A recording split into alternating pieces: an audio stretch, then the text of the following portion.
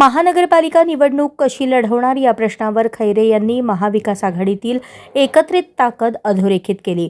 काँग्रेस, मनसे, Rashtrawadi, communist party, समाजवादी party आणि वंचित बहुजन आघाडी यांनी एकत्र येत भाजपाविरोधात उभे राहण्याचा निर्णय घेतल्याचे सांगितले। या सर्व पक्षांच्या पाठिंब्यामुळे भारतीय जनता पार्टीचा पराभव निश्चित असून सत्ता परिवर्तन घडवण्याचा आत्मविश्वास खैरे यांनी व्यक्त केला। त्यांनी स्पष्ट केले की या निवडणुकीत महाविकास आघाडी एका धाग्यात बांधून लढणार असून सोलापूरच्या विकासासाठी एकत्रित आवाज बुलंद केला जाणार आहे।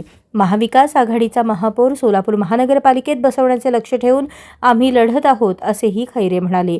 या घोषणेने शहरातील राजकीय तापमान वाढले असून आगामी निवडणुकीत रंगतदार सामना पाहायला मिळणार हे निश्चित झाले आहे।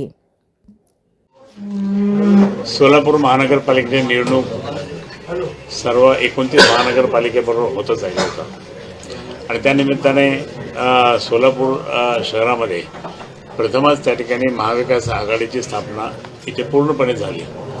यामध्ये काँग्रेस आहे, राष्ट्रवादी आहे, आडम मास्तरांची कम्युनिस्ट आहे, त्याचप्रमाणे मनसे आहे आणि या ठिकाणी मी मुद्दाम सांगेन की वंचितनी पण पाठिंबा दर्शवला की आम्ही तुम्हाला पाठिंबा देऊ, बाकी आमच्या जागेवगैरे आम्ही पाठिंबा देऊ।